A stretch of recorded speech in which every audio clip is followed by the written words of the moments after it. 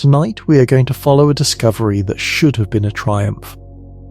Right now, something is moving in the outer solar system that astronomers have been searching for across nearly a decade. They built the prediction. They mapped the search zones. They pointed some of the most capable telescopes ever built at the right patch of sky. And a candidate has appeared. Most people would call that a discovery. But when the data came back, the scientists who found it noticed something they could not immediately explain. The candidate is real. The signal is genuine. But something about what it is does not fit what they were looking for. By the end of tonight, you are going to understand how that search began, why it mattered, what was found, and why the answer that arrived has made the question harder, not easier, than it was before, and why that matters. Before we get started, if you love exploring the depths of space as much as we do, take a second to like the video or subscribe. It is a simple action, but it helps this channel reach more curious minds like yours. Now, let us begin. In November of 2003, an astronomer named Michael Brown found something small and frozen at the very edge of the solar system. It was not large, it was not bright. Under most circumstances, it would have been catalogued and moved on from quickly, another frozen body added to a growing list. But this one was different. This one was in a place it had no right to be. The object was named Sedna, after the Inuit goddess of the sea. The mythological Sedna lives at the cold bottom of the Arctic Ocean, below the reach of the world above. The name was apt. The astronomical Sedna also lives far below the reach of the world we know, in a cold so deep and a dark so absolute that the comparison holds weight even from 4.6 billion years away. At the time of discovery, Sedna was roughly 90 astronomical units from the Sun. 1 astronomical unit is the distance from Earth to the Sun, about 93 million miles. 90 AU placed Sedna nearly 3 times farther from the Sun than Neptune, the outermost planet. But distance alone was not the problem. Many outer solar system objects have been found at comparable distances. The Kuiper Belt, a broad disk of icy bodies beyond Neptune, extends from roughly 30 to 50 AU and contains hundreds of known objects. This kind of remoteness is expected. What was not expected was the shape of Sedna's orbit. Sedna does not travel in anything close to a circle. It swings from roughly 76 astronomical units at its nearest point to the Sun, all the way out to approximately 937 astronomical units at its farthest. That aphelion distance, 937 AU, is more than 30 times the distance to Neptune. A full circuit of that orbit takes approximately 11,400 years. When Sedna last passed this close to the Sun, human civilization was only just learning to grow food.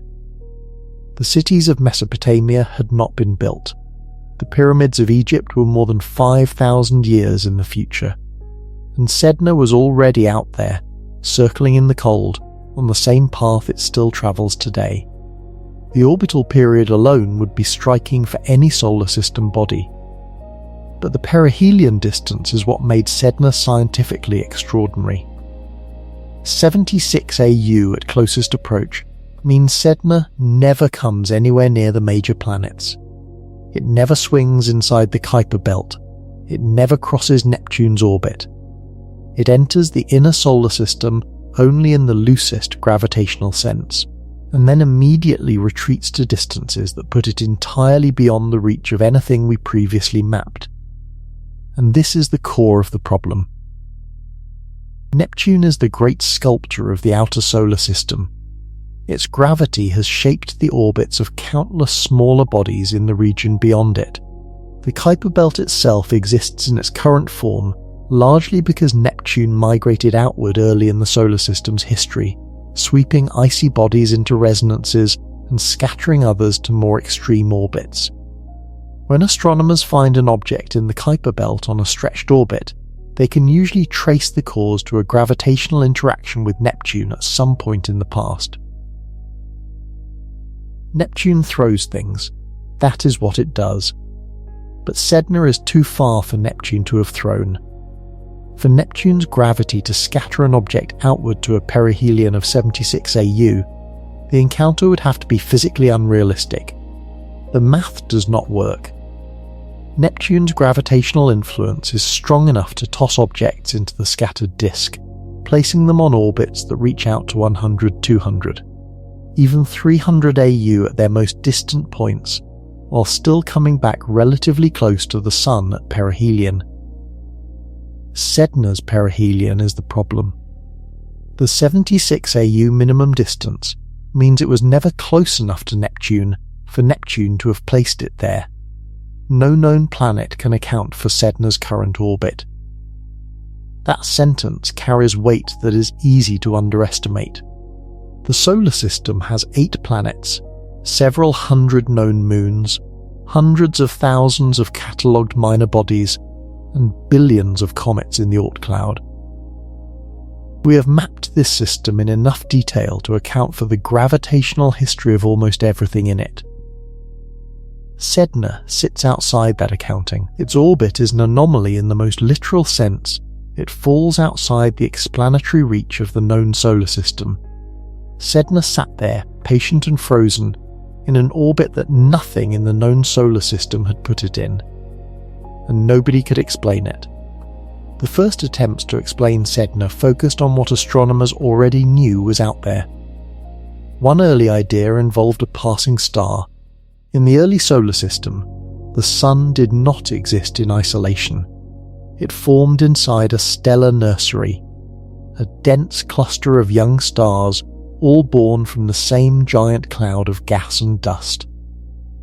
Those stars were close together by astronomical standards, close enough that their gravitational fields overlapped in ways that could meaningfully affect the material surrounding each young star. During this period, which lasted perhaps the first few 100 million years of the solar system's existence, encounters between stellar systems were not uncommon. If a passing star had drifted near enough to the young outer solar system, its gravity could have reached into the disk of icy debris beyond Neptune and nudged certain objects onto extreme orbits. The effect would not have been dramatic. No collision, no explosion, just a slow gravitational tug as the star moved through and then passed.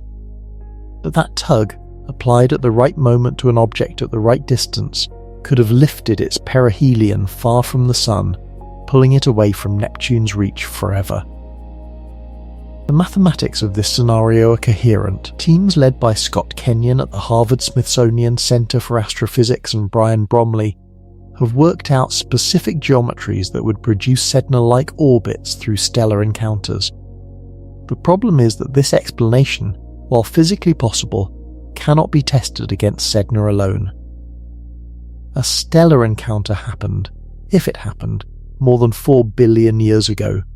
The star involved has long since moved on, dispersed from the birth cluster along with all the other stars that formed alongside the Sun. We have no record of its trajectory. We cannot identify which star it was. We cannot verify the geometry with certainty. A stellar flyby can be invoked as a mechanism. It cannot be proven as the mechanism, not from a single object. Another idea pointed toward the inner Oort cloud. The Oort cloud is a vast spherical shell of icy objects believed to surround the solar system at distances starting somewhere around 2000 AU and extending perhaps as far as 100,000 AU. No object has ever been directly observed within the Oort cloud itself.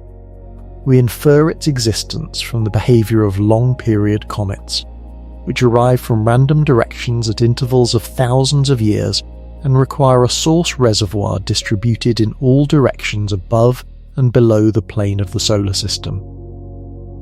That spherical distribution of comet origins is the primary evidence for the cloud. Some researchers suggested that Sedna might represent the inner edge of this structure.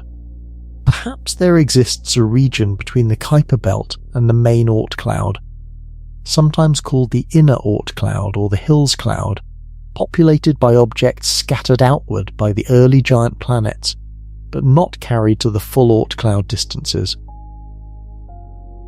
In this framing, Sedna is not anomalous at all. It is simply the first detected member of a population that has always been there, orbiting between 50 and 1000 AU in a region we had never surveyed deeply enough to find.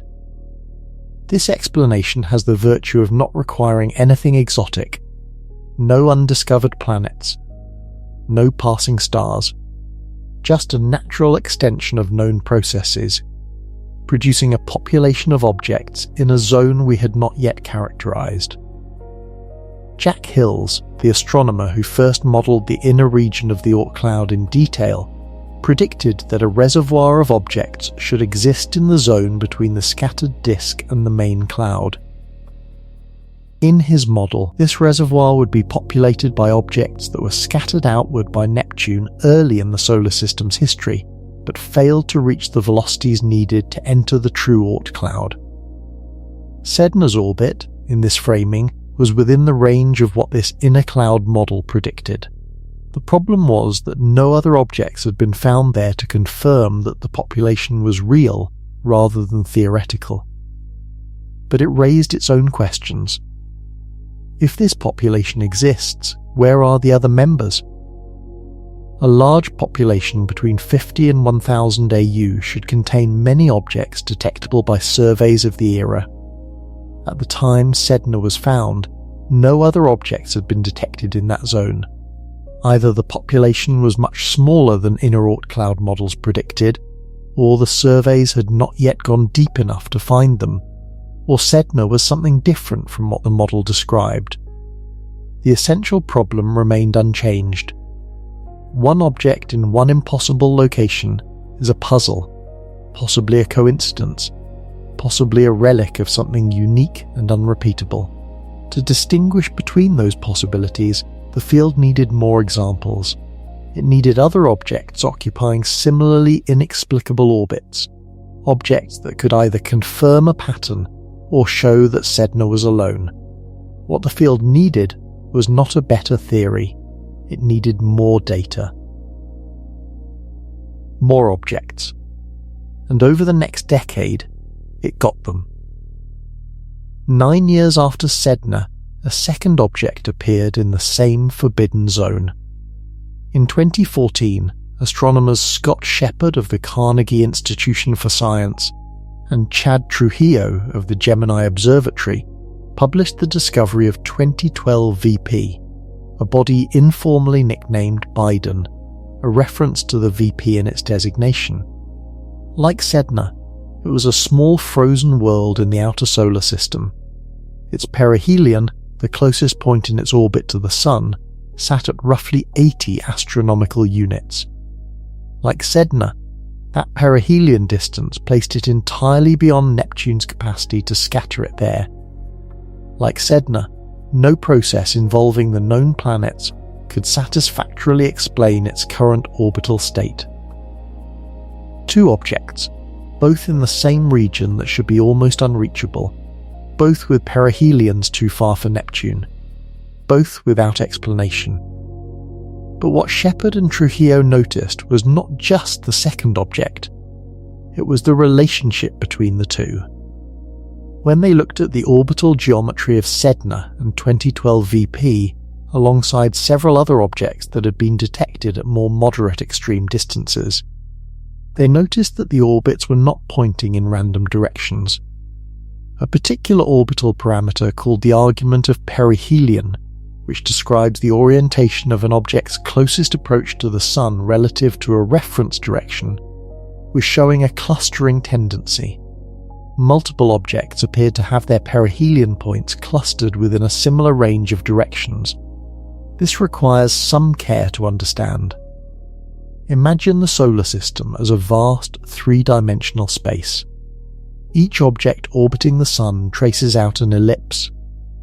That ellipse has an orientation, a direction in which it tilts, and a point where it comes closest to the Sun. In a truly random sample of outer solar system objects, these orientations should be spread in all directions with no preference. The perihelion points should be scattered uniformly across the sky, pointing north, south, east, west, and every direction in between. These objects were not doing that.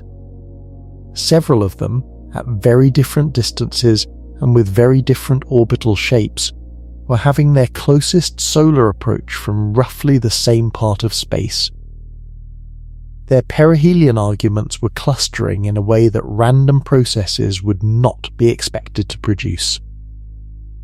Beyond the argument of perihelion, other orbital properties were also showing signs of alignment. The orbits of the extreme objects were tilted in similar directions relative to the plane of the solar system. Multiple different orbital characteristics, measured independently from different surveys using different techniques, were all pointing toward the same conclusion: this population was not randomly distributed. To appreciate what this means, consider the alternative. If the outer solar system beyond 50 AU contains objects scattered by Neptune, the Oort cloud, and random stellar perturbations over billions of years, those objects should have no memory of a common origin or a common organizing force. Their orbits should be jumbled, pointing in all directions at all angles with no preferred orientation. The longer a population has been evolving under the influence of many different gravitational forces, the more thoroughly randomized its orbital orientations should become. The extreme trans-Neptunian objects were not behaving like a randomized population. They were behaving like a population that had been continually organized by something. In the paper's discussion, Shepard and Trujillo raised the possibility that this clustering might have a physical cause. Something gravitational, operating in the outer solar system, might be gently corralling these objects, exerting a bias on their orbits over millions of years that had organized their perihelion directions into the pattern they were seeing. If that was true, the organizing influence would have to be substantial in mass and distant enough to affect objects across a wide range of distances and orbital shapes. As the years passed and the catalogue of extreme trans-Neptunian objects expanded, the pattern held. Objects discovered by different teams at different facilities, using different survey strategies, continued to show the same general clustering tendency. By the mid-2010s, roughly 6 to 8 objects with well-characterized extreme orbits were showing statistically significant alignment in their argument of perihelion. 6 objects. 6 impossible orbits. All of them pointed in roughly the same direction, as if something very large and very far away had been pulling them for a very long time. The question was not whether the clustering existed. You could see it in the data. The question was whether the clustering was real, or whether it was a product of how and where humans had been looking at the sky. To understand why that distinction mattered, consider what truly random should look like. If the outer solar system is filled with objects whose orbits are governed only by the Sun and the known planets, and if those objects formed and evolved through random processes over billions of years, their orbital orientations should be distributed uniformly across all possible directions. No part of the sky should be preferred. No particular orbital angle should be overrepresented. If you found 10 extreme trans-Neptunian objects and mapped where their perihelions were pointing, those 10 vectors should scatter across the sky in no particular pattern. But surveys are not random. Telescopes are pointed at the sky by human decisions, not by randomness.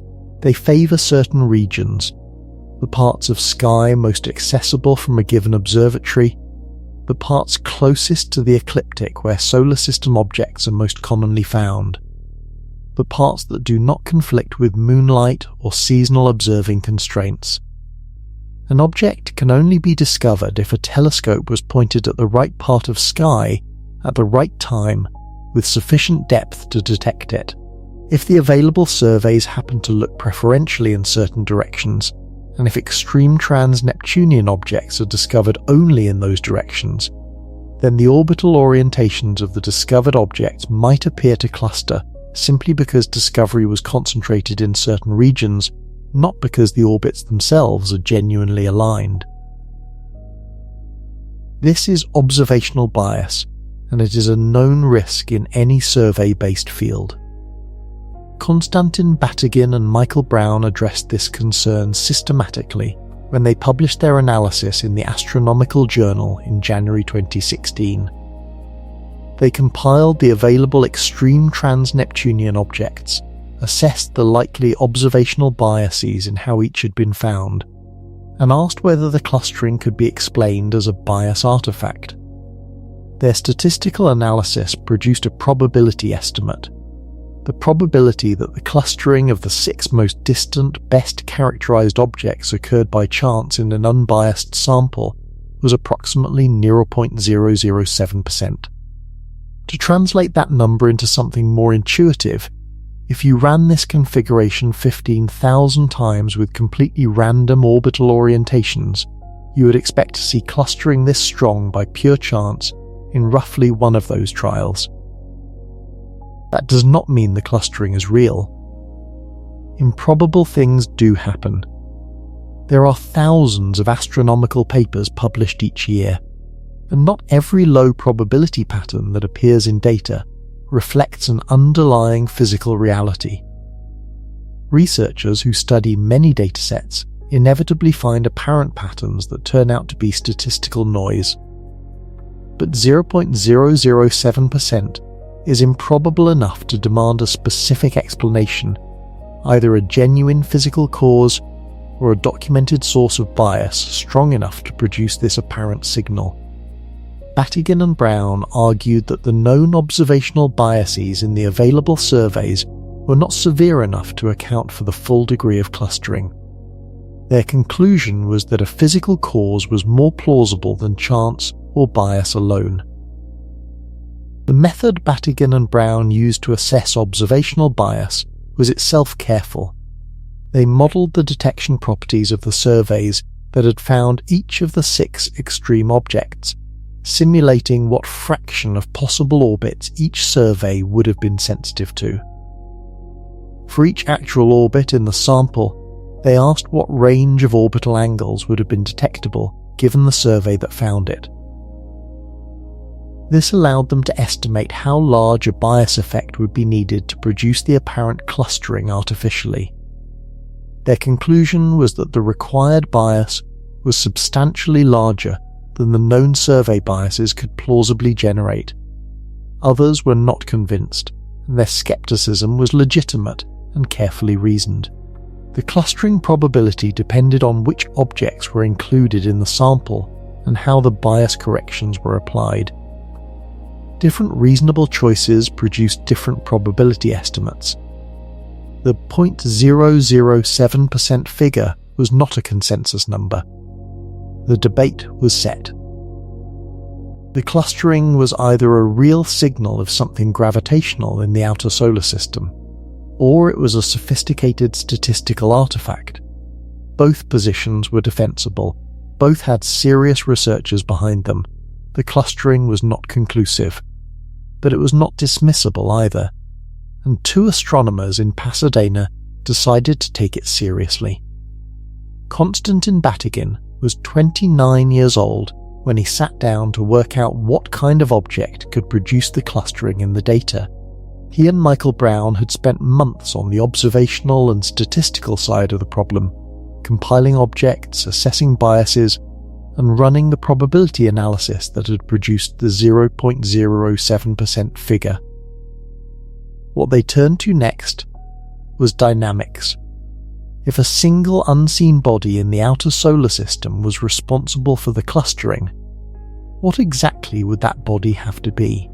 The approach was computational. Batygin ran simulations of the outer solar system with a hypothetical additional planet placed at various distances, masses, and orbital configurations. For each configuration, he could measure what the simulation predicted for the orbital alignment of the known extreme objects. He was looking for the configuration that most naturally reproduced the observed clustering. The result was specific. A planet with a mass somewhere between 5 and 10 times the mass of Earth, orbiting the Sun at a semi-major axis of roughly 400 to 800 astronomical units, on an elongated orbit with an eccentricity around 0. 6, tilted approximately 30 degrees from the plane of the solar system, and oriented in a particular direction opposite to the clustering of the known extreme objects. That configuration naturally produced the observed pattern. The orbit would be enormous by any standard. At a semi-major axis of 600 AU, the planet spends most of its time far beyond the detection range of any survey operating at the time. Its orbital period would be somewhere between 10,000 and 20,000 years, depending on the exact semi-major axis. It would move through the outer solar system at a pace so slow that distinguishing it from a fixed background object requires months of patient observation. The media quickly gave it a name: Planet 9. What made the Batygin-Brown prediction genuinely compelling was not simply that it explained the clustering. Any sufficiently tuned model can be constructed to explain a specific set of observations. The stronger test is whether the model predicts things beyond what it was built to explain, things that are already in the data and can be checked independently. The Planet 9 model passed this test. An outer planet in the predicted orbit would not only produce alignment in the argument of perihelion of the known extreme objects, it would also generate a population of objects with orbits perpendicular to the main plane of the solar system, tilted roughly 90 degrees from the ecliptic. These high-inclination objects would be on orbits that had been kicked by Planet 9's gravity into dramatically different configurations over millions of years of gravitational interaction. When Batygin and Brown checked the known population of outer solar system objects, perpendicular orbit objects existed in the data. They had been noticed before, but not explained. The Planet 9 model explained them as a natural consequence of the same gravitational influence producing the clustering. The model also predicted a population of anti-aligned objects, bodies whose perihelion arguments point in the opposite direction from the main clustering. These too were present in the data. A single object in a single orbital configuration, accounting for multiple independent observational patterns. That is what a well-constructed scientific prediction looks like. The model also produced a search zone. Planet 9, if it existed, was most likely located in a particular region of the sky, constrained by the geometry needed to produce the observed alignment. The predicted position was not a precise coordinate, but it was specific enough to focus survey efforts. Certain parts of the sky were most likely to contain the planet based on the orbital mechanics, and those parts could be prioritized for observation. Telescopes around the world turned toward the patch of sky where the numbers said Planet 9 should be, and the counter-argument arrived before the planet did. In 2021, a team using a survey called the Outer Solar System Origins Survey, known as OSOS, published results that challenged the entire premise of the Planet 9 hypothesis. OSOS was a deep, carefully characterized survey conducted using the Canada-France-Hawaii telescope on Mauna Kea. What distinguished OSOS from many earlier outer solar system surveys was the extraordinary care taken to characterize its own detection biases. The OSOS team tracked precisely which parts of the sky they had observed, what their detection efficiency was in each part, what kinds of objects would be discoverable at various distances and brightnesses, and where the survey's sensitivity varied across the observed region. This level of self-documentation is unusual, and makes OSOS one of the most precisely characterized surveys of the outer solar system ever conducted. when Corey Napier, Catherine Volk, Brett Gladman and their collaborators analysed the OSSO's results, they applied those characterizations rigorously. They asked a specific question: if you take the objects OSSO's detected and account carefully for where and how OSSO's was looking, does the orbital clustering remain statistically significant?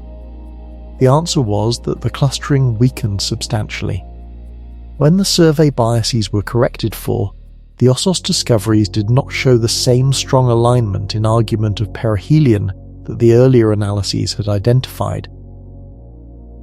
The distribution of orbital orientations among OSSO's detected extreme trans-Neptunian objects was more consistent with a random underlying distribution than with the clustered distribution that Batagian and Brown had described. The OSSO's team's interpretation was that the clustering identified in earlier surveys was primarily a product of how those surveys had been designed and where they had preferentially looked. The orbital alignment was an artifact of discovery geography, not a reflection of real physical clustering in the outer solar system. This argument was taken seriously by a significant portion of the astronomical community. The OSSO's team was not dismissing the data carelessly. They had built their analysis on one of the most carefully characterized surveys in the field's history. Their conclusions could not be easily waved away. But the OSSO's counter-argument ran into a specific and persistent problem. Sedna and 2012 VP did not come from directed, bias-prone surveys in the same way that many of the other extreme trans-Neptunian objects did. Sedna was found in a survey that was not specifically targeting the distant outer solar system in a directionally biased way. Its perihelion of 76 AU cannot be explained by the observational characteristics of the survey that found it. The same applies to 2012 VP. These two objects, the most extreme members of the inner Oort cloud population, sit in orbits that Neptune cannot explain regardless of how biased or unbiased any survey might be. Observational bias can potentially explain why the clustered population appears more aligned than it actually is. It cannot explain why Sedna and 2012 VP exist in the locations they occupy. Those objects still need a mechanism, and the known solar system still does not provide one. There is also the matter of the perpendicular orbit population and the anti-aligned objects that Batagian and Brown identified as independent predictions of their model. These populations are not products of where anyone has been looking. They were found in data collected by various surveys for various purposes, and their orbital properties match what the Planet 9 model predicted before they were explicitly searched for. Observational bias in the clustering of perihelion arguments does not explain why a population of objects with near-perpendicular orbits exists at the distances where Planet 9's gravity would produce them. That agreement between prediction and observation is independent of the clustering debate. The field fractured into defensible positions. A significant fraction of researchers concluded that Planet 9 was probably not real, or at least not supported by the current evidence. Another fraction maintained that the clustering was genuine and that a massive perturber remained the most economical explanation for the full picture, including Sedna, including the perpendicular orbits, including the anti-aligned population. A third group suspended judgment and waited for the surveys that were coming. The field had two positions, both defensible, and no third data set large enough to settle the argument. That was the state of Planet 9 science when the search campaigns began in earnest. While the theoretical debate continued, astronomers did what astronomers do. They looked. The searches were not casual or opportunistic. They required purpose-built survey strategies, careful cadencing of observations across weeks and months, and instruments capable of detecting objects so faint that most telescopes in the world could not have found them at all. One of the primary search efforts used the Hyper-Suprime Cam on the Subaru telescope, a facility operated by the National Astronomical Observatory of Japan on Mauna Kea in Hawaii. Hypersuprime Cam has a field of view of approximately 1.77 square degrees, which is large for a telescope of Subaru's aperture and sensitivity. A single exposure covers more sky than 40 full moons side by side, while reaching objects fainter than anything the naked eye could detect under any circumstances. Teams systematically surveyed sections of sky in the predicted search zone, returning to the same fields on nights separated by days or weeks to detect the slow motion of any distant object against the background stars. This returning cadence is essential. A solar system object at extreme distance does not move quickly. At 500 to 800 AU, even a planet several times Earth's mass covers only a fraction of an arcsecond of sky per night.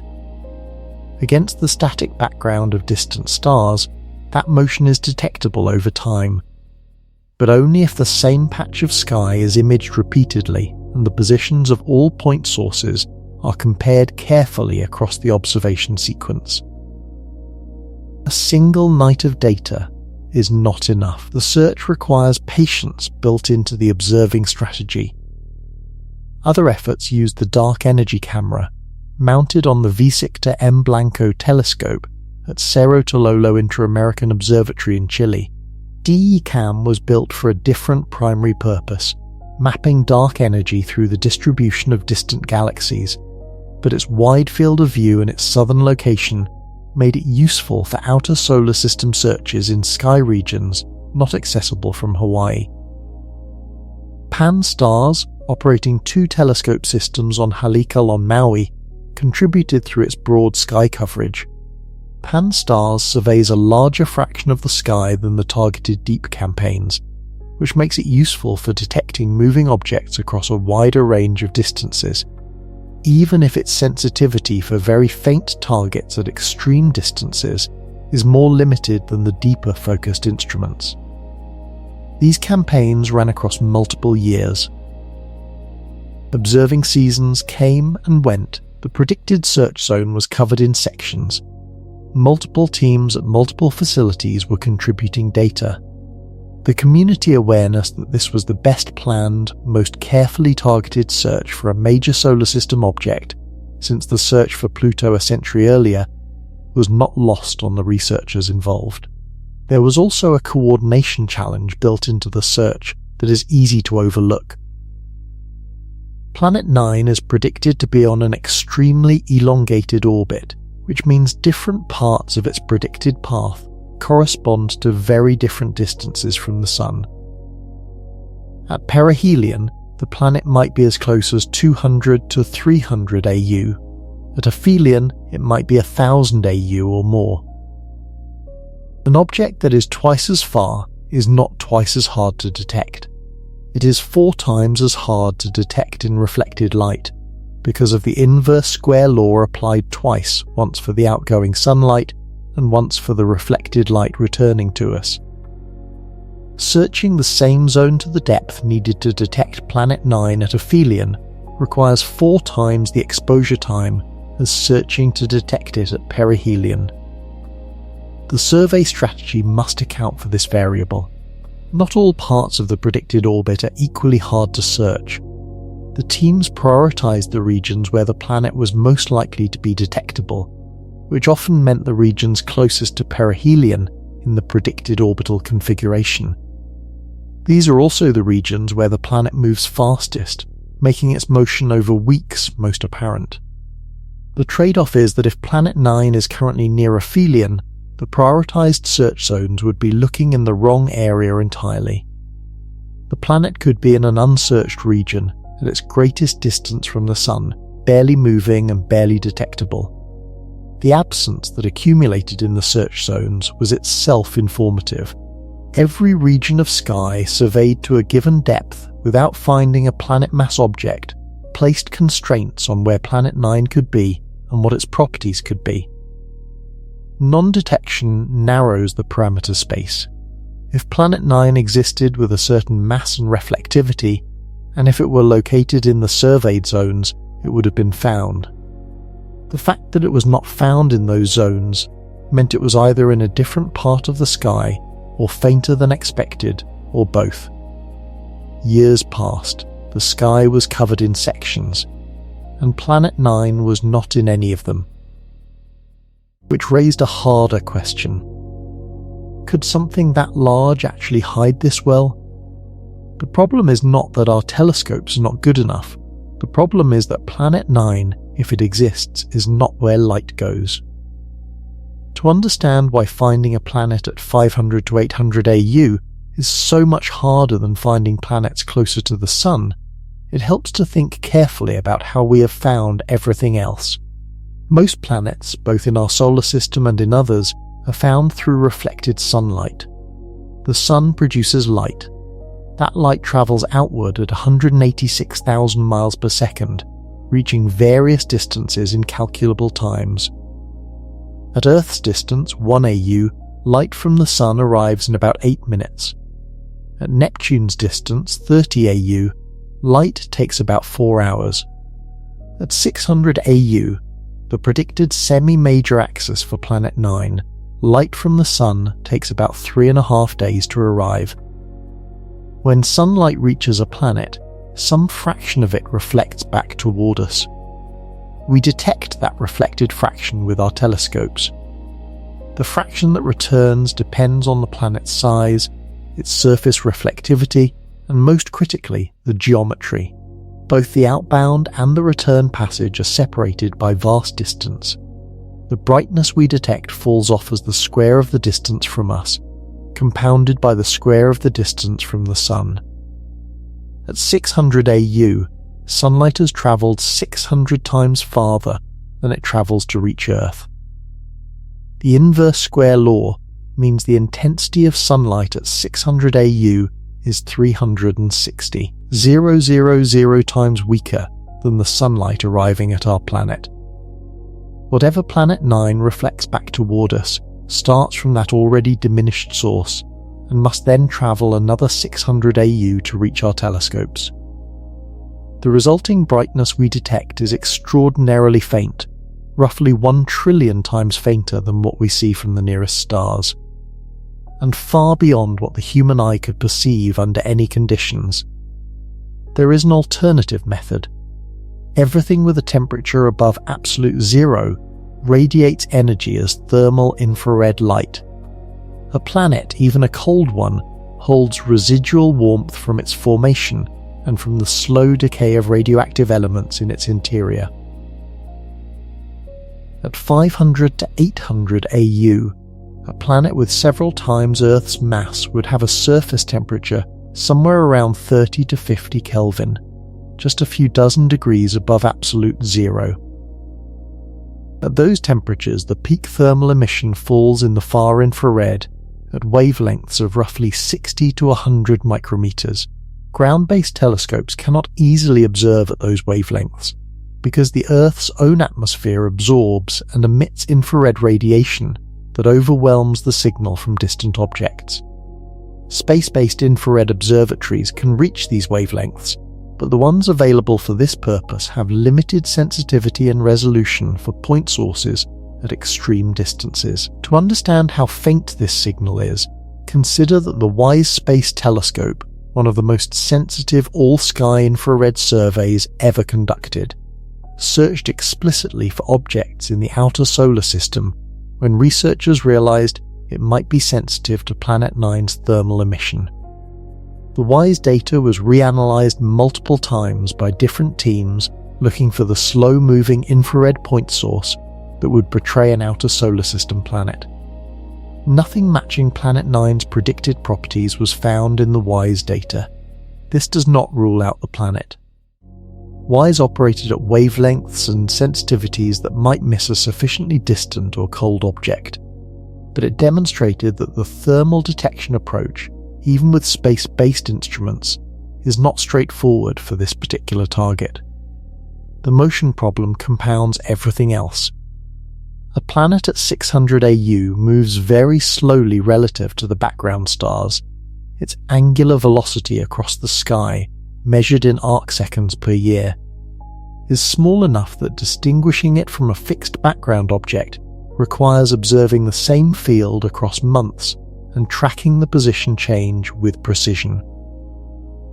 This is technically achievable, but it requires knowing where to look with enough specificity to make the multi-epoch comparison efficient. Searching the entire sky at sufficient depth and cadence to detect slow-moving objects at 600 AU is beyond the capacity of any existing survey.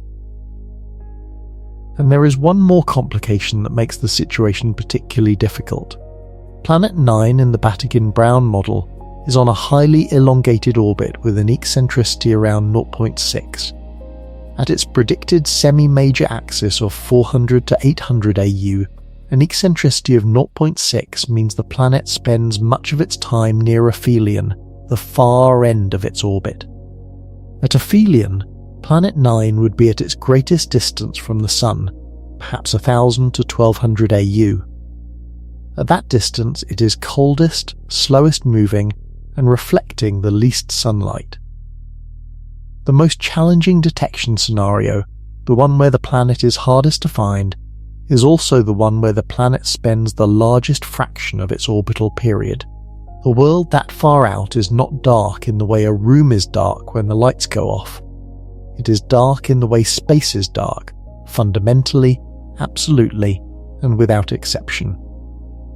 Beyond Neptune, the solar system does not end. It becomes something else. Pluto, which many people think of as sitting at the outer edge of the recognizable solar system, orbits at roughly 39 astronomical units. From Pluto's surface, the Sun appears as an extremely bright star rather than the warm disk that dominates our sky. It would provide light equivalent to a few hundred full moons here on Earth, enough to see by, but without warmth that a human body could use. The surface temperature on Pluto hovers around 40 Kelvin. Nitrogen freezes solid at those temperatures and forms glaciers that flow slowly across the terrain. The year lasts 248 Earth years. The nearest other solar system body of comparable size is billions of miles away. Pluto is not alone out there. The Kuiper belt extends from roughly Neptune's orbit at 30 AU out to about 50 AU, and it contains hundreds of thousands of objects large enough to detect and billions more that are too small. Eris, discovered in 2005 at a distance of up to 97 AU at its farthest orbital point, is the second largest dwarf planet we know of. Makemake, Haumea, Quoll, Orcus, Gonggong, each of these is a world in its own right, frozen and small and orbiting in the cold beyond Neptune's path. Beyond the Kuiper belt, the population thins dramatically. Between 50 AU and the inner Oort cloud at perhaps 2000 AU, the solar system is poorly characterized. We know Sedna and 2012 VP are out there. We know a handful of other extreme objects have been found in that range. We strongly suspect there are many more we have not detected because no survey has yet been deep enough and wide enough to find them. What we have found in the Kuiper belt itself already stretches comprehension. Pluto alone is geologically active, covered in nitrogen glaciers, bearing mountain ranges of water ice rising thousands of feet above the surface. Eris, at a distance twice as far as Pluto at its most remote, is thought to be denser, more rocky, less processed by the warmth that Pluto experiences at its closer approach. Makemake, Haumea, Quoll, each is a world by any reasonable standard, with its own history, its own composition, its own response to the billion-year evolution of the outer solar system, and these are only the objects large enough and bright enough for current instruments to have detected. The smaller population, the objects below perhaps 500 kilometers in diameter, is barely sampled. We have found the peaks of a mountain range and have almost no information about the foothills. The Sun's gravitational influence extends much farther than even the Kuiper belt. Astronomers estimate that the Sun's gravity dominates over the gravity of neighbouring stars out to roughly 1 light-year or so, about 63,000 astronomical units. The Oort cloud, the vast reservoir of long-period comets, is thought to extend from about 2,000 AU to perhaps 100,000 AU. The outer edge of the Oort cloud is nearly halfway to the nearest star. Let that distance sit for a moment before continuing. Our solar system, measured not just by the orbits of the planets, but by the full extent of the Sun's gravitational domain, stretches nearly 2 light-years in every direction. In that enormous volume of space, the objects we have directly observed are a tiny sample. The vast majority of this territory has never been surveyed to any meaningful depth. What moves through it is mostly unknown. A planet several times Earth's mass could be orbiting our Sun within our own solar system and remain entirely invisible to every instrument we have yet built, sitting patiently in a region we have never properly examined, circling in the cold and the dark for billions of years. The fact that this is possible is itself a statement about how little we understand the territory that belongs to our own star. It was in this zone, cold, dark, and almost impossible to observe, that something finally appeared on the instruments. The signal appeared in archival data, not a new observation, but a pattern in images that had already been taken, waiting to be recognized. This is how a significant fraction of outer solar system discoveries happen, and it reflects a particular feature of the field's methodology. A survey images a patch of sky. The raw data is stored in a database accessible to researchers. Later, with better analysis software, a more focused search strategy, or the specific knowledge of where to look that comes from theoretical predictions, researchers go back through that stored data and find things that were there all along. The object was always in those images, it simply had not yet been identified. Moving object identification works through a process of multi-epoch comparison. The stars in any given sky image are effectively fixed, changing their positions by amounts too small to measure over the timescale of a typical survey. A solar system object is not fixed. It drifts relative to the background across days, weeks, or months, following a path governed by the Sun's gravity. Software designed to identify solar system objects looks for points of light that appear in one image, reappear slightly displaced in a subsequent image of the same field, and continue to move in a pattern consistent with Keplerian orbital motion around the Sun. For a planet at 500 to 800 AU, this motion is extremely slow. We are talking about a fraction of an arcsecond per night, possibly a few arcseconds per week. Over months, that accumulated motion becomes large enough to be unambiguous.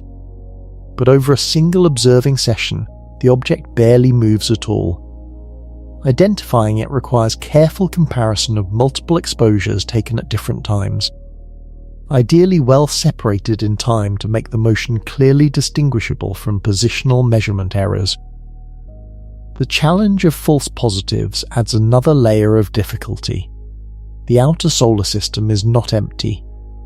There are many smaller Kuiper belt objects, scattered disk objects, and centaurs, bodies that cross the orbits of the giant planets, all moving through the field of view at various rates depending on their distances. A search for one specific type of object must be carefully tuned to avoid confusing these known populations with the target. Objects too close are moving too fast. Objects at the wrong distance are moving at the wrong rate. The Planet 9 candidate would need to be moving at a very particular rate, consistent with an extreme distance, and distinguishing that rate from the background of other slowly moving outer solar system bodies required careful analysis. Archival searches also carry a specific limitation. The observations being searched were not taken with Planet 9 detection in mind. They were taken for other scientific purposes, and their design choices, the sky regions covered, the cadence of observations, the depth reached, were optimized for those other goals. This means that the archival data has gaps, irregular coverage, and variable depth across the predicted search zone. A candidate found in archival data is necessarily a candidate found where the data was available and deep enough, which is not necessarily where the search would have been most sensitive if it had been designed from scratch. The candidate that emerged from this archival analysis had properties that attracted immediate attention from the Planet 9 research community. Its apparent brightness was consistent with a body of planetary scale at extreme solar system distances. The specific brightness, translated through estimates of surface reflectivity, implied an object significantly larger than any known dwarf planet. The motion across the sky was the characteristically slow, smooth drift of something very far away, not the faster motion of a closer Kuiper belt object. The direction and rate of that motion, when combined with the apparent brightness to estimate distance, placed the candidate in a region of the outer solar system broadly consistent with the predicted Planet 9 search zone. When researchers projected the candidate's position forward and backward in time using the motion data, and when they compared it with the distribution of the known extreme trans-Neptunian objects and the gravity needed to organize them, the initial comparison was not disqualifying. Something large was in roughly the right part of the sky. The initial reaction from the teams involved was not announcement. In outer solar system science, caution is not timidity, it is methodology. A detection based on limited data can be revised dramatically when more data arrives. Orbital arcs derived from a few data points across a short time span have significant uncertainties. The trajectory traced by an object over 2 months might point in a somewhat different direction than the trajectory revealed by 2 years of data. Announcing a discovery before the orbit is well constrained is a path toward embarrassment that outer solar system researchers have learned to avoid carefully. Follow-up observations were scheduled and conducted across multiple facilities over several months. The process of confirming an outer solar system discovery requires rigor that takes time. A single observation gives a position. 2 observations separated by weeks give a preliminary trajectory. 3 or more observations spread across months begin to define an arc that can be fit to a Keplerian orbit. Each new observation reduces the uncertainty in the orbital parameters, and each reduction reveals more precisely whether the object matches the prediction it was being tested against. The teams involved were not rushing, the candidate was not going anywhere. A planet at 500 to 800 AU moves slowly enough that the urgency that surrounds closer discoveries does not apply. The researchers had time to check, recheck, and gather additional data before drawing any conclusions. The object was real. The position was roughly consistent with where the model said to look. And then the follow-up data came back, and something in the numbers did not agree with itself. The problem was not in the detection. It was in what the detection required the planet to be. Planet 9, as Battigan and Brown described it, is not a vague hypothesis. The model makes specific predictions about the orbital properties of the object responsible for the clustering. These predictions are not arbitrary choices. They are the direct output of the dynamical simulations that produced the hypothesis in the first place. Changing the orbital parameters away from the predicted values is not a small adjustment. It is a different model, one that must then be retested against the same clustering data to determine whether it still explains what the original model was built to explain. The relevant orbital parameters are interconnected. The inclination of Planet 9's orbit, meaning the tilt of its orbital plane relative to the ecliptic, needs to be in a particular range. The semi-major axis, which determines the average distance and the orbital period, constrains where the planet spends most of its time and what gravitational influence it has over the extreme objects. The eccentricity determines how elongated the orbit is and how much the planet's distance varies between perihelion and aphelion. The argument of perihelion and the longitude of the ascending node together specify where in the sky the orbit is oriented. All of these parameters must fall within ranges that reproduce the clustering pattern simultaneously. Each parameter is not only constrained individually, they constrain each other. If the semi-major axis is changed, the required inclination to produce the same clustering shifts. If the eccentricity is altered, the predicted current sky position changes. The model is a coherent system, not a collection of independent parameters that can be adjusted one at a time without affecting the others. This interconnection is what makes the mismatch between the candidate and the prediction difficult to resolve by simple adjustment. Think of it this way. If you have built a key to fit a specific lock, and the key you produce does not turn the lock, you cannot simply file down one tooth of the key and expect success. The teeth are proportioned relative to each other. Changing one changes the relationship between all of them.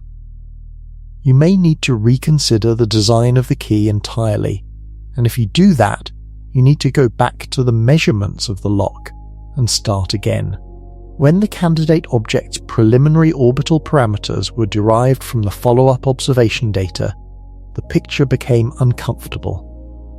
The orbital inclination implied by the candidate's motion was inconsistent with the inclination range required by the Planet 9 model. The specific region of sky the candidate occupied, when projected back through the dynamical model of how Planet 9 should influence the extreme object's orbits, did not produce the observed alignment pattern.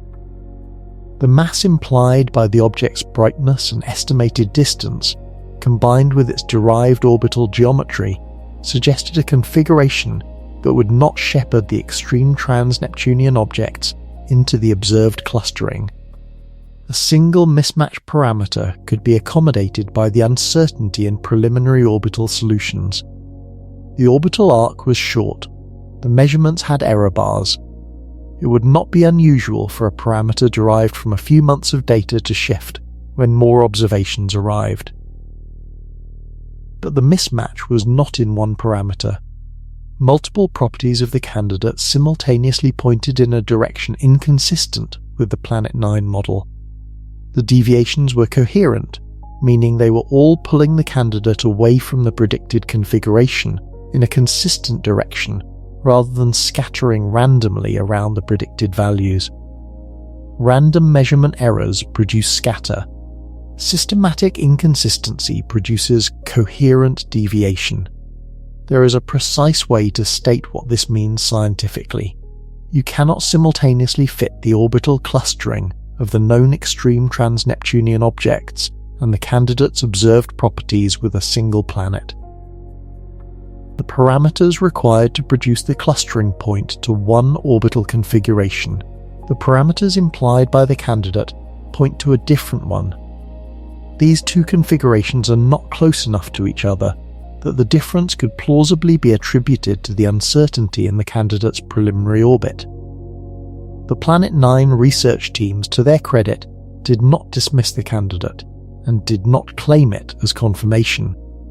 The response was measured and technically precise, appropriate for scientists who understood exactly what the data was and was not saying.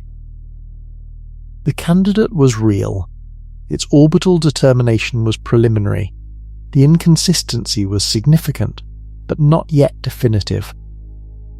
More observations would determine whether the discrepancy grew, shrank, or resolved. The caution in that response reflects something important about how outer solar system science has learned to conduct itself.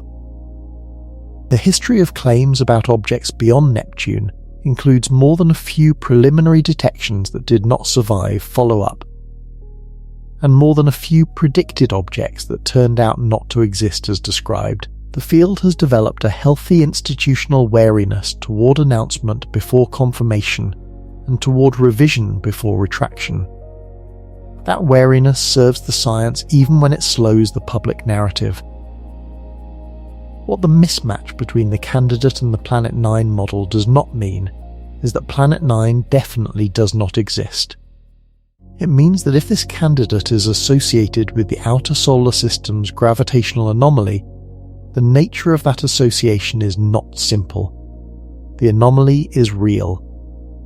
The candidate is real.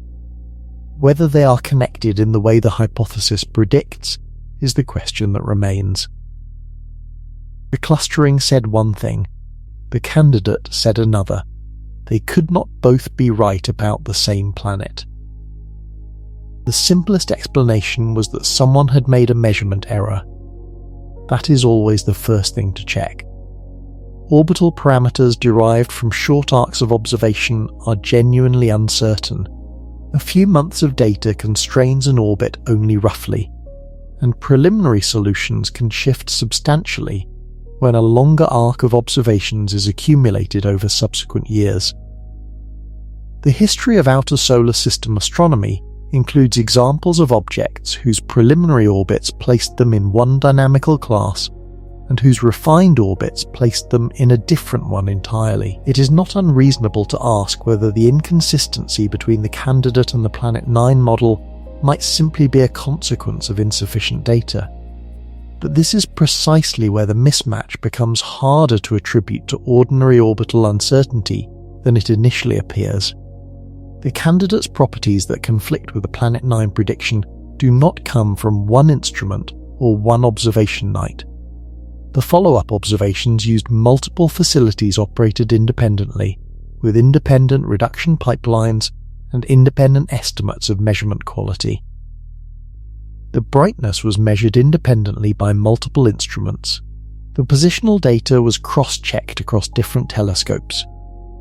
When several independent measurements using different instruments all agree with each other and all point toward the same preliminary orbital solution, the internal consistency of that solution is better established than when only one instrument is involved. For simple random measurement error to account for the full mismatch with the Planet 9 model, the errors across all these independent measurements would have to be biased systematically in the same direction. Not scattered randomly, but all pulling the inferred orbital parameters away from the Planet 9 configuration in a coherent and consistent way. That kind of systematic bias is possible. Systematic errors do occur in astronomical measurements, and they can be subtle and difficult to identify. But a claimed systematic error requires its own evidence. You must identify the source of the systematic effect, characterize its magnitude and direction, and show that it accounts for the observed discrepancy. Without that identification, systematic error remains a hypothesis rather than an explanation. The second escape hatch seems more flexible on its surface. If the candidate does not match the original Planet 9 parameters, perhaps the prediction needs adjustment. Perhaps Planet 9 has a somewhat different mass or a somewhat different orbital inclination than Battigan and Brown originally calculated. Models are refined all the time as new data arrives. Why not simply update the Planet 9 prediction to accommodate the candidate? The difficulty here is structural. The Planet 9 orbital parameters were not chosen arbitrarily or aesthetically. They were derived from the gravitational dynamics required to produce the clustering of the extreme trans-Neptunian objects. If you change the Planet 9 parameters to match the candidate, you must then rerun the dynamical simulations with the new parameters and verify that the resulting model still produces the clustering pattern at the level of statistical significance observed in the data.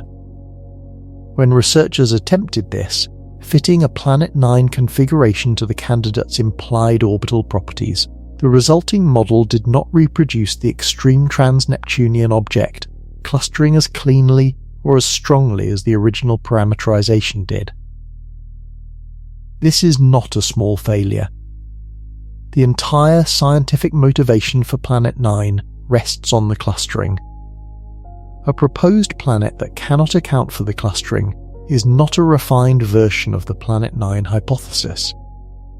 It is an independent hypothesis about a different undiscovered planet, which then needs its own independent motivation. If the candidate's orbital configuration does not explain the clustering still has no explanation, and the candidate becomes a coincidental discovery in the same general region of sky where a planet was predicted, rather than evidence of that planet. This is not a trivial failure. The clustering is the primary observational motivation for the hypothesis. A version of Planet 9 that does not explain the clustering is not a refined version of the hypothesis. It is a different hypothesis, one that still requires the same observational support to be considered credible. The third possibility occupies a different logical category. Perhaps the candidate is genuinely a real outer solar system object, but it is not the specific planet responsible for the clustering. Planet 9 might still be out there in a different location with different properties, waiting to be found. The candidate would then be what outer solar system surveys occasionally find: an interesting, large, previously unknown object that is scientifically valuable in its own right, but does not answer the particular question being asked. This scenario is scientifically coherent. Nothing in the data definitively rules it out. But it carries its own uncomfortable implications. The search for Planet 9 was targeted at a specific region of sky based on dynamical predictions.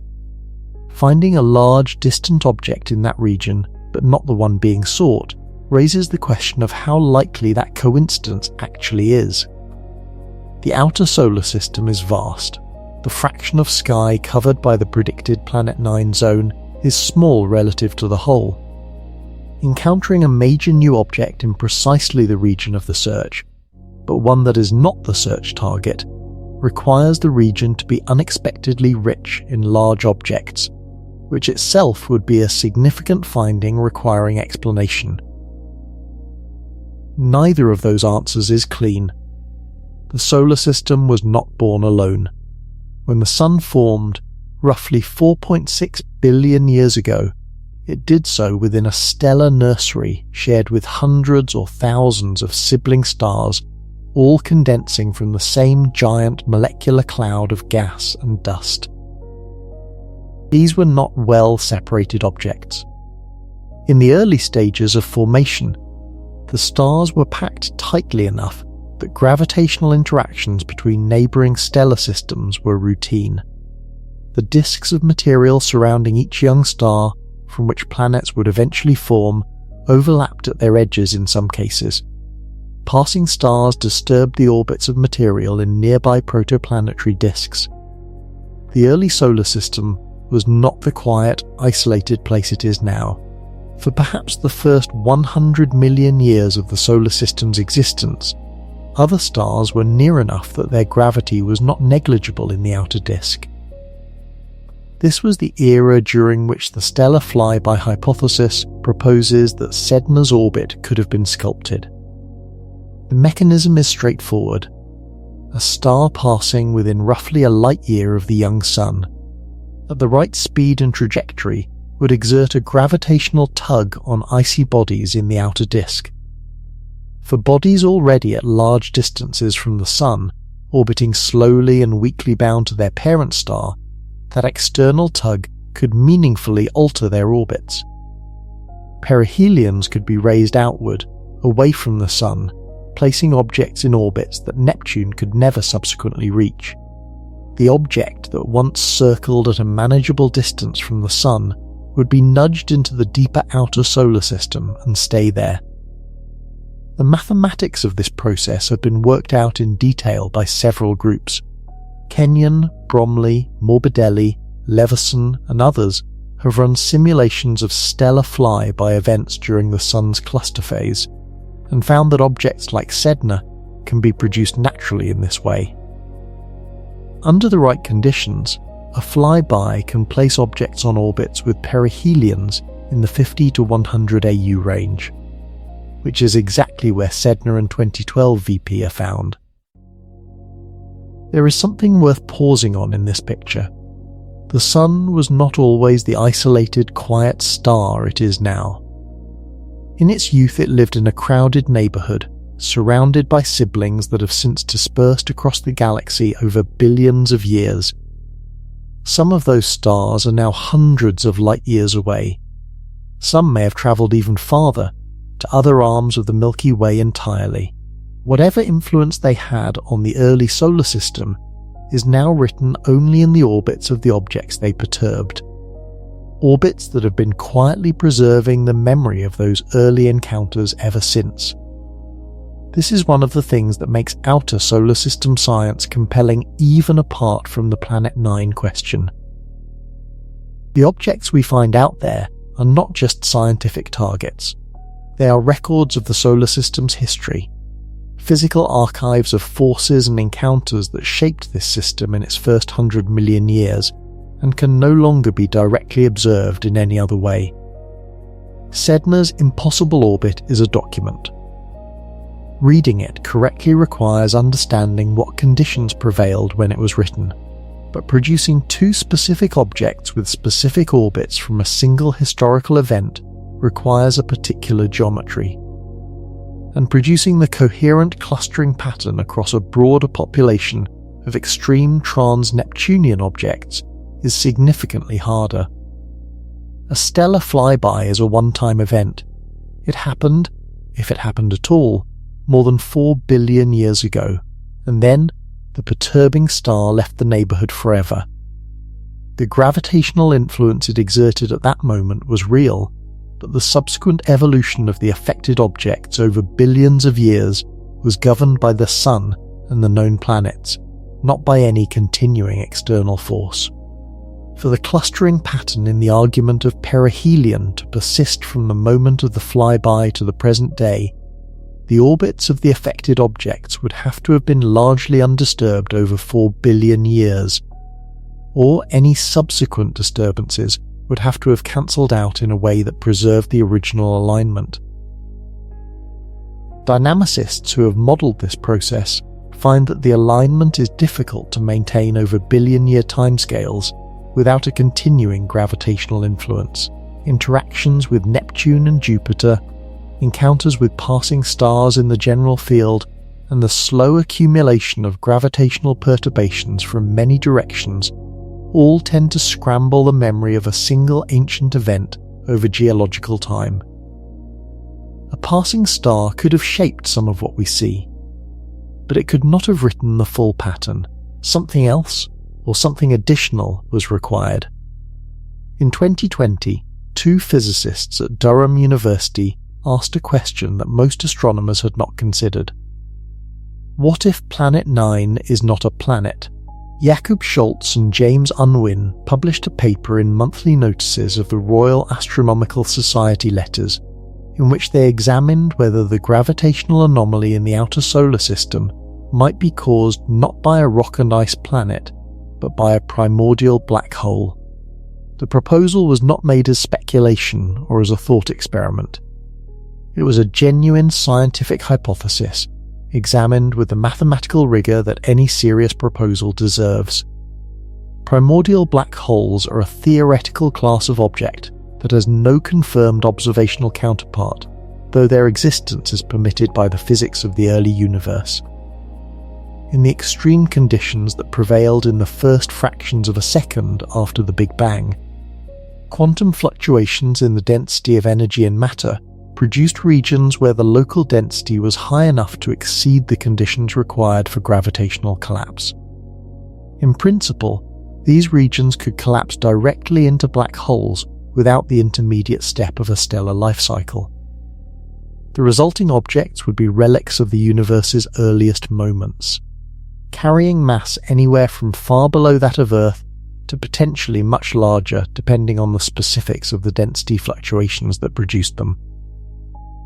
A primordial black hole with a mass between 5 and 10 times Earth's mass would be physically tiny. At that mass, the Schwarzschild radius, the size of the event horizon from which nothing escapes, would be comparable to a grapefruit.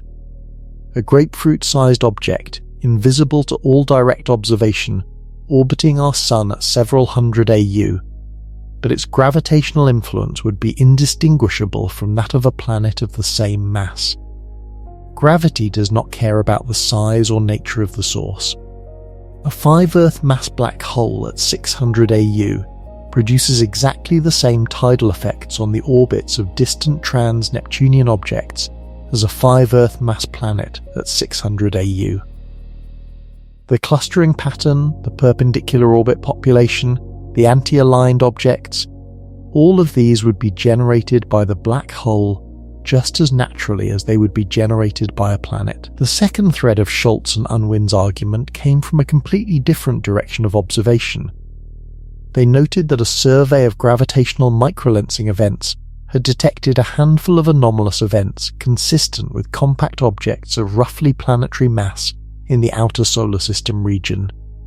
Gravitational microlensing occurs when a compact massive object passes between the observer and a more distant background star, bending the background star's light through gravity and producing a temporary brightening.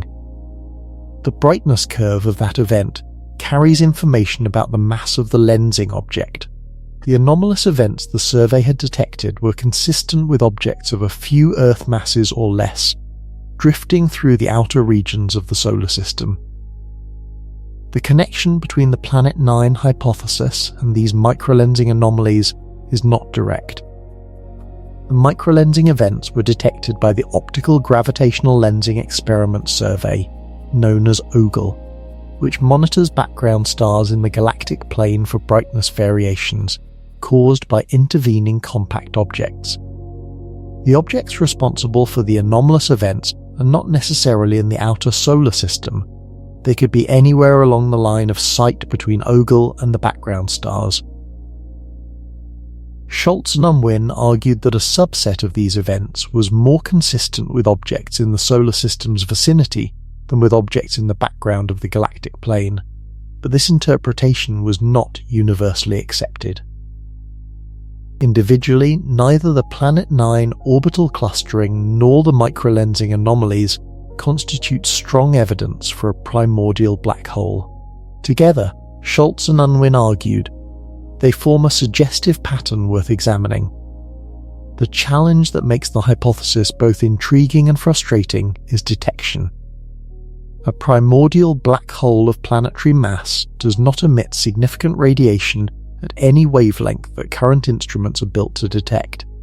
It does not shine, it does not reflect light, it does not produce thermal emission above the ambient cosmic microwave background temperature.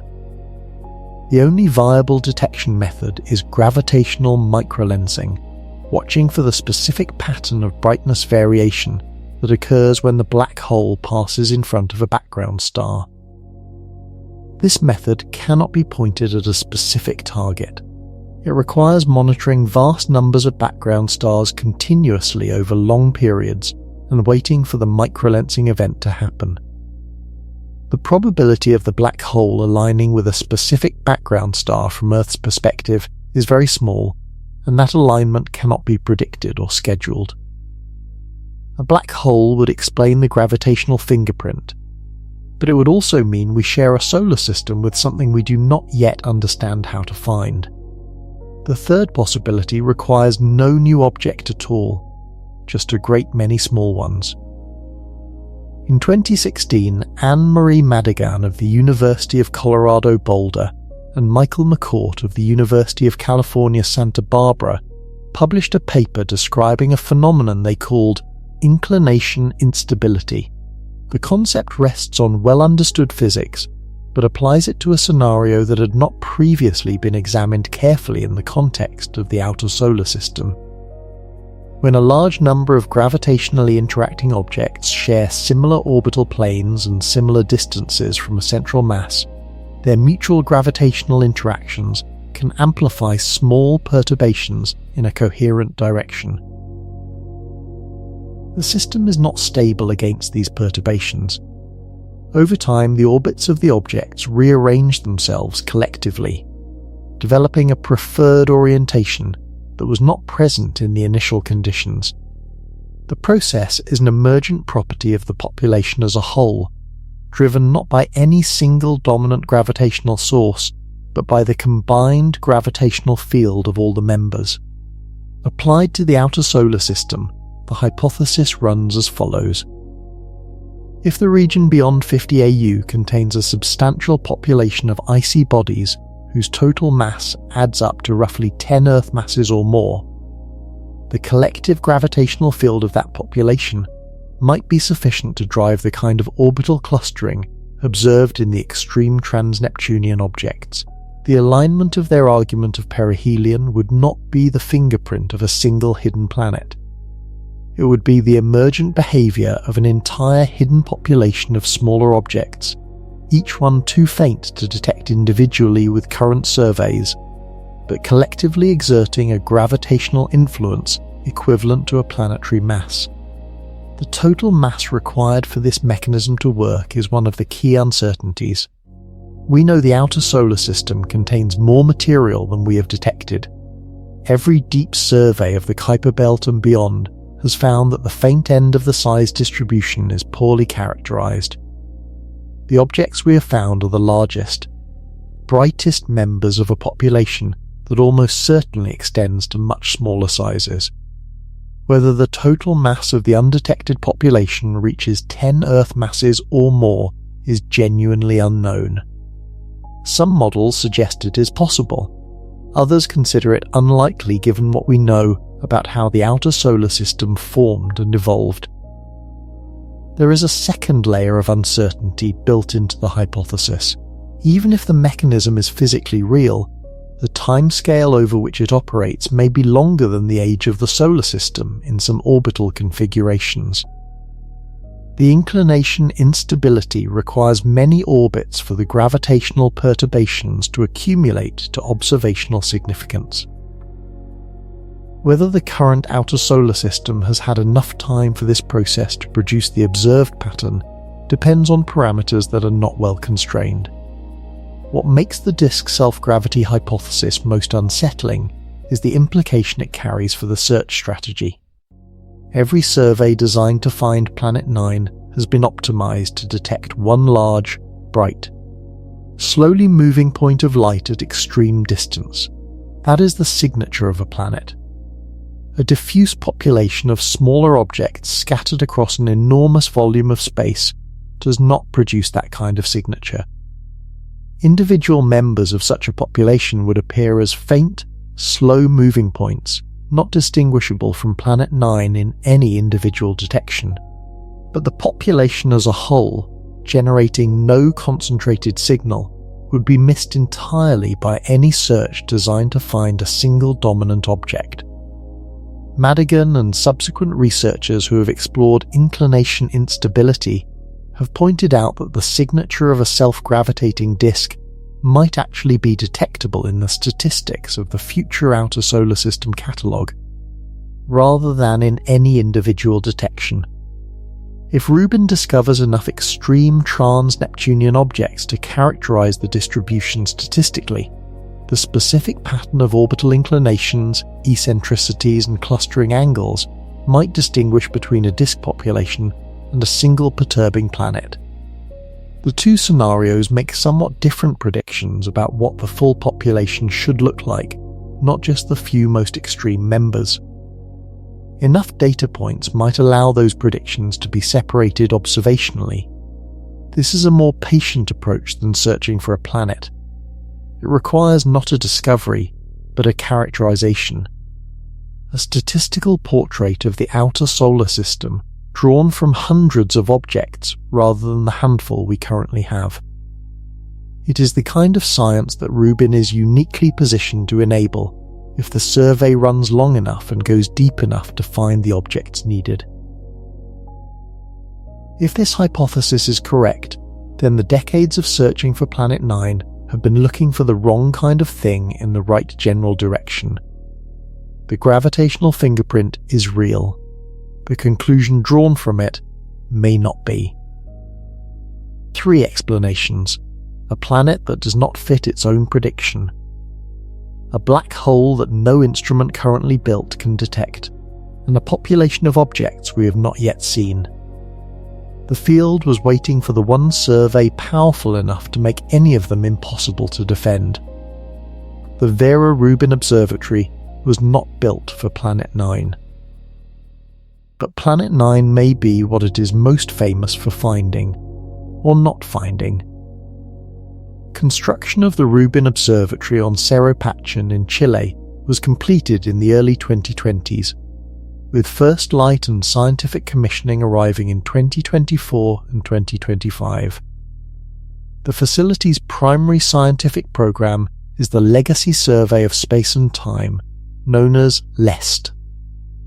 Over 10 years of operation, LEST will image the entire accessible southern sky repeatedly, returning to each field on a cadence that spans days to weeks, building up a data set of extraordinary depth and temporal coverage. The camera at the heart of the LCEST system is the largest digital camera ever constructed for an astronomical application. It covers 9.6 square degrees of sky in a single exposure, a field of view roughly 50 times larger than the full moon. In a single night of good observing conditions, the survey can image several hundred square degrees. Over a decade, virtually every accessible part of the southern sky will have been observed hundreds of times to depths that exceed what any previous wide-field survey could achieve. For Planet 9 science, the significance of Rubin is specific and important. If Planet 9 exists at a distance in the range of roughly 300 to 600 AU, has a surface reflectivity in the range typical of outer solar system icy objects, and is located in the southern sky covered by the survey, Rubin should detect it within the first few years of operation. The survey's combination of depth and cadence is well matched to the challenge of detecting a slow-moving faint object at extreme distance. The returning coverage of the same fields means that the multi-epoch data needed to identify motion will accumulate naturally as part of the survey design. This is genuinely the most capable instrument that has ever been applied to the Planet 9 problem at scale. But the envelope of Rubin's detectability has edges that matter. At distances beyond 700 to 900 AU, a planet with lower than expected surface reflectivity may fall below Rubin's detection threshold in reflected visible light. Planet 9 at aphelion, if its orbit carries it to 1000 AU or more at its farthest point, would be in this marginal zone. The survey is deep, but it is not infinitely deep. Objects that are intrinsically fainter than its limiting magnitude, whether from distance, low reflectivity, or both, remain invisible. There is also the question of what a detection would actually settle. Finding a moving point of light consistent with a large distant object in the outer solar system would be an extraordinary result. It would immediately become the focus of intensive follow-up observation, but confirming that the detected object is responsible for the clustering of the extreme trans-Neptunian objects requires determining its orbit with enough precision to test the dynamical prediction. That orbital determination takes time. Tracking an object with an orbital period of 10 to 20,000 years across a fraction of a percent of its orbit produces significant uncertainties in all the orbital parameters. Distinguishing between orbital configurations that do and do not reproduce the clustering pattern requires more precision than a year or two of observation can provide. The detection in Rubin's first years would begin a new phase of the investigation, not conclude it. It would shift the question from "does it exist?" to "is this the one?" And that second question might take a decade of additional observation to answer. And if Rubin does not find Planet 9 in the deepest regions of its survey, non-detection is not a null result, it is a constraint. Every region of sky surveyed to a given depth without finding a planet mass object eliminates those regions from the viable parameter space. Over the full 10 years of the survey, non-detection would significantly restrict where Planet 9 could be and what its properties could be if it exists at all. Researchers would be able to say with confidence that Planet 9, if real, must be in the fraction of orbital space not yet covered, or must be intrinsically fainter than current models predict, or must be something other than a planet. That last possibility is the quiet edge of the problem. Some orbital configurations that are dynamically viable remain within Rubin's detection gap even after 10 years of operation, not because of budget limitations or instrument failures, but because of physics. The inverse square law does not bend for any observatory. At the most extreme distances within the viable Planet 9 range, even Rubin reaches the limit of what current optical technology can do. There is also the question of what non-detection in Rubin would mean for the competing hypotheses. If Rubin surveys the full predicted Planet 9 region to its maximum sensitivity and finds nothing, the disk self-gravity hypothesis becomes relatively more viable. An absence is more consistent with a diffuse population of smaller objects than with a single large planet.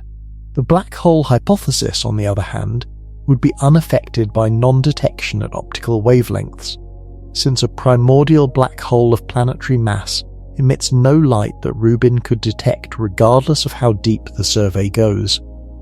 Non-detection in Rubin would not eliminate the black hole hypothesis. It would simply leave it untested by that particular instrument. Rubin will survey the sky with more precision and more completeness than any instrument before it. And there is still a region of orbital space where Planet 9 could be sitting, quiet and cold, beyond what even Rubin can see.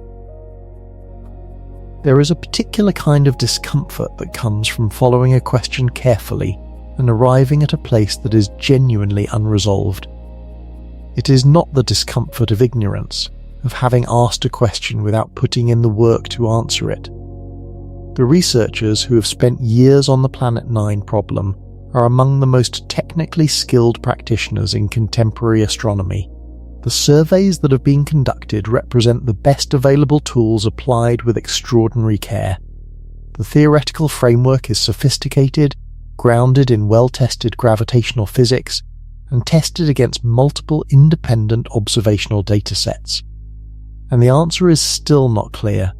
This is worth sitting with, not as a criticism of the field, but as a description of what science looks like from the inside when it is working at its actual frontier. The public image of science, shaped largely by the way completed results are reported, tends to suggest a process of clean progression. A question is identified. Data is collected.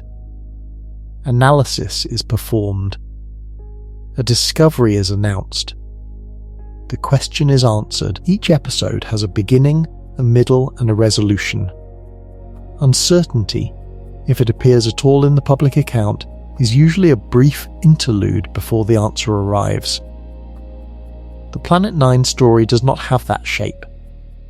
It has the shape of genuine investigation at the boundary of the knowable, where the evidence is real but ambiguous, where the competing explanations are each coherent but none is definitive, where the best available instruments are running and the answer is still out of reach. This is actually the most common shape of science at its frontier. For every clean discovery that makes it into the textbooks, there are years or decades of ambiguous results, contested interpretations, and inconclusive follow-up. The clean stories in the textbooks are the ones that eventually resolved. The messy stories, still in progress, are the ones where the frontier currently sits. It is also worth recognizing what the Planet 9 debate has done for the field, regardless of how it eventually resolves. The hypothesis motivated the most thorough survey of the outer solar system in history. It produced new methods for characterizing observational biases. It generated theoretical work on outer solar system dynamics that would not have been done otherwise. It inspired the refinement of search strategies that will be applied by Rubin and other future facilities, even if they are looking for something other than a planet. And it focused serious scientific attention on a region of our own solar system that had been largely overlooked. The candidate, whatever it turns out to be, is a product of that focused attention. It is a real object, at a real distance, with properties that are now being measured with increasing precision. Its orbit will be refined by additional observations over the coming years. Its true nature will be better understood. And that understanding, whatever it reveals, will advance the science of the outer solar system in ways that would not have been possible without the search that found it. What the Planet 9 candidate has given the field, regardless of its final identity, is not confusion, it is constraint. Before the candidate appeared, the outer solar system had a theoretical prediction and a set of indirect evidence. The candidate added a real object to that picture, a point of light in the data with specific properties that can be measured, tracked, refined, and compared against the theoretical expectations. Whether the candidate turns out to be Planet 9, a different unknown object, or something that forces a revision of the hypothesis, the observational act of finding it has advanced the science. The history of outer solar system discovery supports patience as a necessary virtue. Pluto was found in 1930. For the next 62 years, it was believed to be a solitary world at the edge of the solar system, unlike anything else we knew. In 1992, the second confirmed Kuiper Belt object beyond Pluto, designated 1992 QB1, was detected, revealing that Pluto was not isolated, but was instead the largest known member of an entire population. Eris was found in 2005, nearly 3/4 of a century after Pluto, and its discovery triggered a fundamental reclassification of what kind of objects existed in the outer solar system.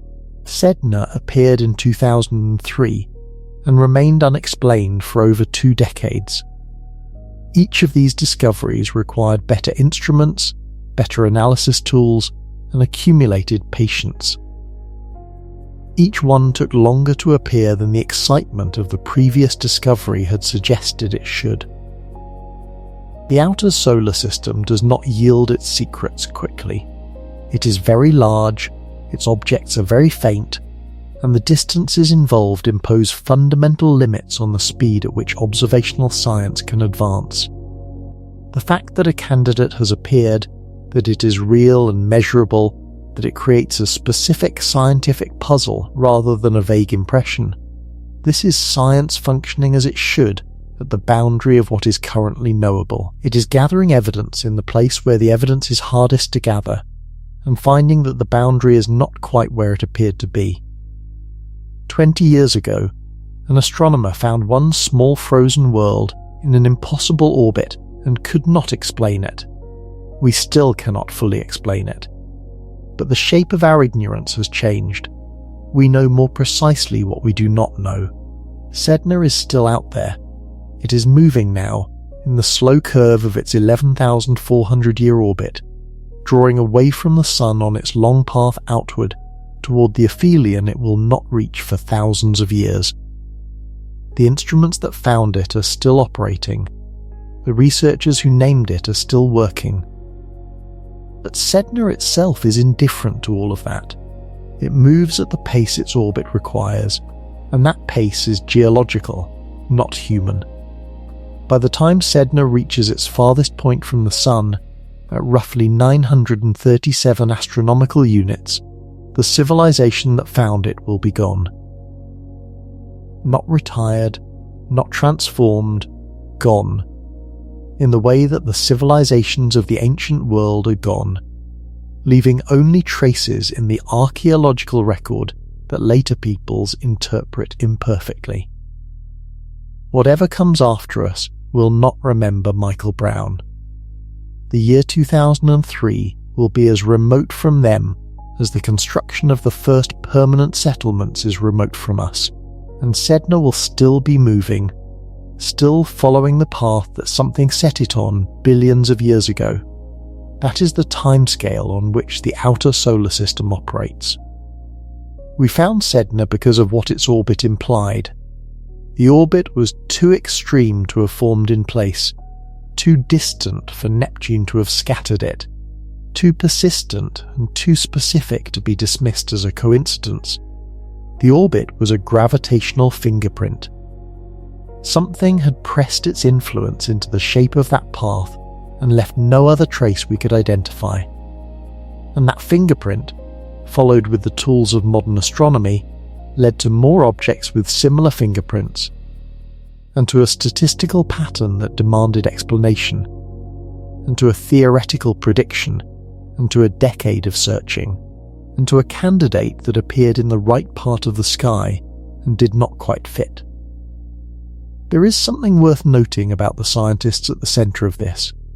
Battigan and Brown continue to refine their model, adjusting the predicted orbital parameters as new extreme trans-Neptunian objects are discovered and as surveys constrain the allowable positions. They have not abandoned the hypothesis. They have updated it carefully in response to new data, which is the correct scientific response to evidence that complicates rather than confirms. Brown, who also discovered Eris, Make-A-Make and Haumea, has spent his career systematically expanding the known outer solar system. His reaction to the candidate's anomalous properties was not defensiveness, but genuine scientific curiosity about what the mismatch reveals.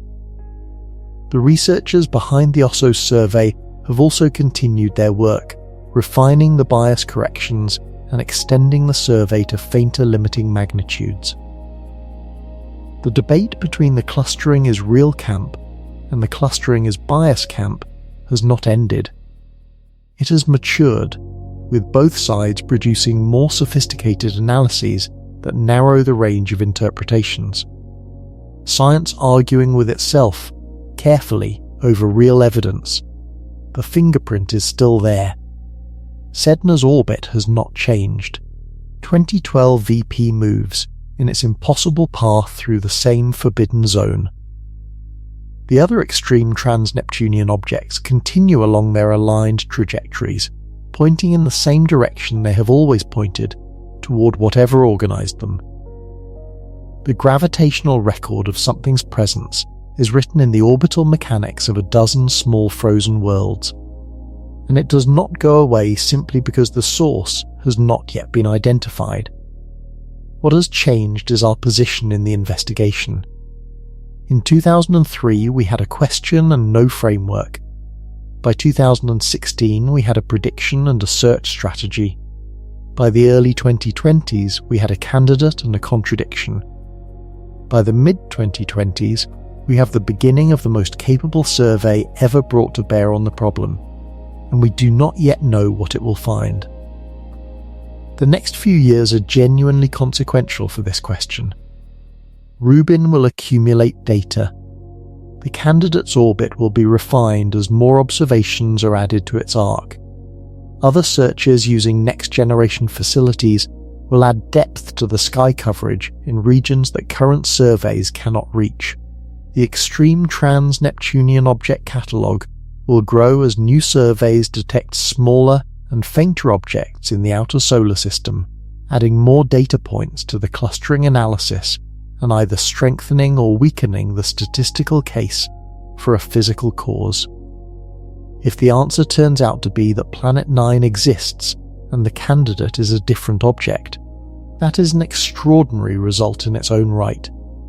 It would mean the outer solar system contains at least two large, previously unknown bodies beyond the Kuiper belt, one of which matches a specific prediction and one of which was found by chance. Both would reshape our picture of what the outer solar system contains. If the answer turns out to be that the clustering is a statistical artifact and no planet exists, then Sedna and 2012 VP still need an explanation. The question does not disappear, it changes shape. If the answer turns out to be something stranger still, a black hole or a diffuse disk population, then the outer solar system is even more different from the picture in the textbooks than anyone has yet fully reckoned with. All of these outcomes are possible. None is yet confirmed. And that is honestly the correct description of where the science stands. The outer solar system holds its silence with the patience of something that has been moving through the dark for billions of years and does not experience urgency. Whatever is out there has been there since the beginning of the solar system, circling in the cold, exerting its gravitational influence on the icy bodies it passes, leaving the only record it leaves, the slow, inexorable bending of orbits over geological time. We are a young species on a small planet, and we have been pointing our instruments outward with real precision for less than a century.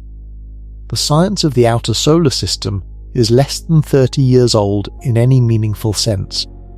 What we have found in that time is extraordinary. What remains beyond the reach of current instruments is larger still. The instruments will improve, the surveys will deepen, the catalogue will grow. In 10 years, the outer solar system will look different to us than it does today, populated by objects we have not yet named, characterized by orbital patterns we have not yet recognized, and structured by forces we may not yet have correctly identified. The frontier moves. It always moves. What we are watching now is the leading edge of that movement, science at the moment, before it knows the answer. The question is not whether something is there. The gravitational fingerprint argues persuasively that something is. The question is what kind of thing, in what exact location, with what specific properties. Those are not small questions. They are the actual questions at the edge of current knowledge, and they are being asked by some of the most capable observational instruments ever built, running on a timeline that extends through the end of this decade. Sedna keeps moving, the fingerprint remains, and somewhere in that immense cold dark, something is still pulling. We do not yet know what it is. Good night.